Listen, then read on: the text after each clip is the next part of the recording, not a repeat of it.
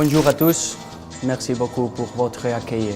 Je vais essayer de parler un peu en français, excusez-moi si ce n'est pas parfait. Je vous promets 3 choses, travail, professionnalisme et passion.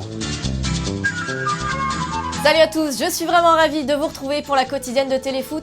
On le savait depuis plusieurs semaines, mais cette fois ça y est, c'est officiel. Ander Herrera est un joueur du PSG, le milieu espagnol a signé pour 5 ans jusqu'en juin 2024. Et vous l'avez vu, il parle déjà très bien français, mais en plus il parle déjà très bien PSG aussi. It's amazing to join the biggest club in France. Also the opportunity to live in Paris, in my opinion the most beautiful city in the world.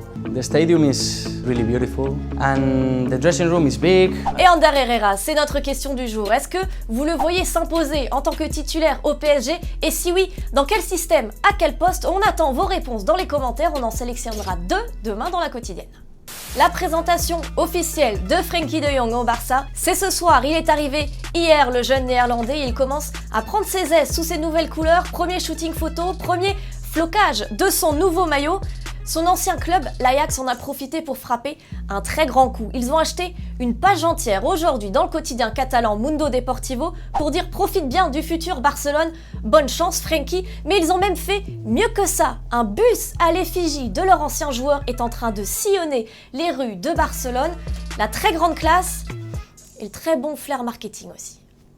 Et hier, dans la quotidienne, on vous demandait quelle devait être la stratégie de l'Olympique lyonnais concernant Nabil Fekir. Faut-il le garder? Faut-il le vendre? Vous êtes assez partagés dans les commentaires. Pour toi, Strico Football, vu la bonne situation financière de l'OL, vu l'arrivée du nouveau coach, Fekir pourrait faire très mal. Il faut le garder au moins jusqu'au mercato hivernal.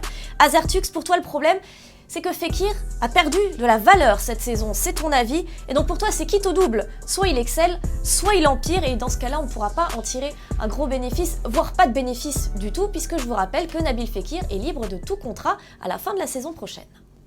La pause fraîcheur dans la quotidienne avec un mec qui était pas frais pour le coup. C'est celui qui s'est occupé de floquer le maillot de Zlatan Ibrahimovic hier. Mec, t'avais un job. Heureusement Zlatan, il a fait le sien, lui, face à Toronto, un doublé en un quart d'heure pour offrir la victoire au LA Galaxy. Et s'il était très en forme sur le terrain, il était tout autant en dehors au moment de s'essayer au Bottle Cap Challenge. Everybody was kung fu fighting. Those kids were fast. Le Bottle Cap Challenge, c'est ce nouveau buzz sur internet, ça a été popularisé par Jason Statham, l'acteur que vous retrouverez d'ailleurs bientôt dans Hobbs & Shaw, le spin-off de Fast and Furious. Alors moi aussi, j'ai décidé de m'y mettre.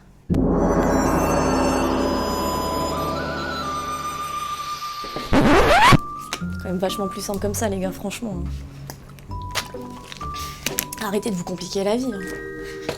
Un petit tour et puis s'en revient à la maison. Gigi Buffon a retrouvé la Juventus, mais il a tout de même adressé une pensée au club parisien. Si aujourd'hui je suis ici, que je peux continuer à vivre ce rêve incroyable, je dois seulement dire merci à Paris. J'ai vécu une expérience sportive et de vie vraiment belle qui m'a enrichi. Buffon qui a refusé de prendre le brassard de capitaine et le numéro 1 qui appartient aujourd'hui à Szczęsny, le gardien actuel. Il a donc choisi le 77, un numéro qu'il avait déjà porté à Parme il y a 19 ans de ça. Pour lui en revanche, c'est bien terminé. Il a annoncé son départ du Bayern Munich, mais il avait laissé planer le doute quant à la suite. Cette fois, il a confirmé sa fin de carrière. Arjen Robben a 35 ans, 96 sélections et 37 buts avec l'équipe des Pays-Bas, 309 apparitions pour 144 buts et 101 passes décisives avec le Bayern.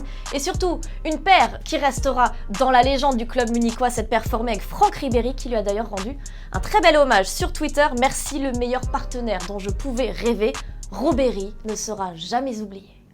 Allez, on s'approche de la conclusion pour la Coupe du Monde féminine. Demain, ce sera la petite finale entre la Suède et l'Angleterre. L'Angleterre qui rêve de décrocher à nouveau le bronze comme il y a 4 ans et ainsi d'offrir un jubilé à Karen Carney, 143 sélections et 32 buts, qui prendra sa retraite à l'issue de la compétition. Et puis la grande finale, ce sera dimanche, les États-Unis face aux Pays-Bas, des Néerlandaises inexpérimentées à ce stade de la compétition, mais déterminées à créer la surprise. On les a vues très concentré à l'entraînement ce matin. À noter que dans cette finale, on verra s'affronter deux coachs féminines, Elise d'un côté, Wegman de l'autre. C'est une première depuis 2003, mais évidemment, la petite finale et la grande finale, on aura l'occasion de vous en reparler tout ce week-end dans la quotidienne.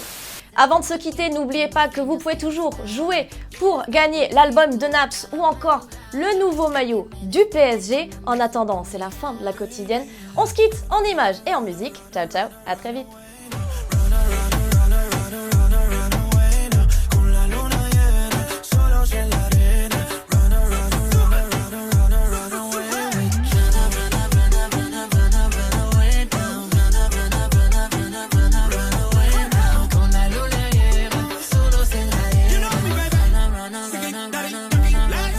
Et n'oublie pas, tu peux cliquer sur le blason Téléfoot là juste à droite pour t'abonner à la chaîne et du coup ne rien rater du contenu exclusif. À la prochaine!